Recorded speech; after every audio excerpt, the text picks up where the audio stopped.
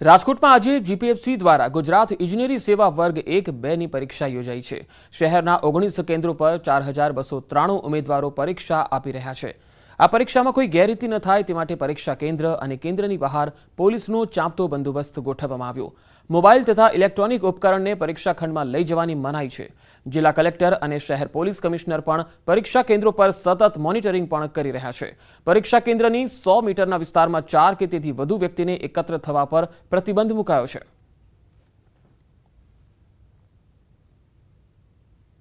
આજે રાજકોટમાં જીપીએસસીની પરીક્ષા યોજાવાની છે। વર્ગ 1 તેમજ વર્ગ 2ની આજે છે પરીક્ષા યોજાવાની છે। અત્યારે ઉમેદવારો જે છે અહીંયા પરીક્ષા કેન્દ્ર પર પહોંચી રહ્યા છે। આપણે સીધી ઉમેદવારો સાથે વાત કરીશું। શું કહેશો, ક્યાંથી આવો છો અને કેવી આજની પરીક્ષાની તૈયારીઓ?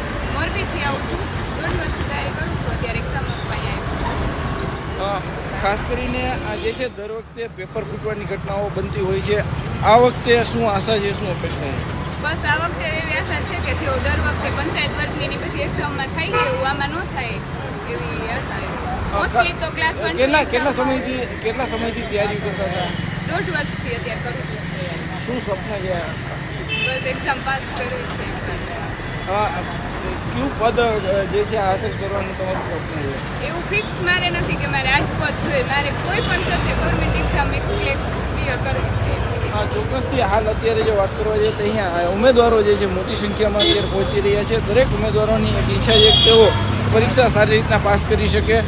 ખાસ કરીને વાત કરવા જઈએ તો અત્યારે જે છે રાજકોટ શહેરમાં અલગ અલગ 42 કેન્દ્રો છે કે જ્યાં અત્યારે આ રીતના પરીક્ષાઓ યોજાવાની છે।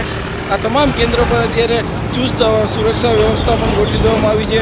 તો સાથે જ જે છે એ તકેદારી આયોગના અધિકારીના એક અન્ય અધિકારી સહિત કુલ 2 જે છે ઉચ્ચ કક્ષાના અધિકારીઓ હાજર રહેશે। તો અત્યારે અહીંયા જે છે પોલીસ બંદોબસ્ત પણ ફાળવી દેવામાં આવ્યો છે।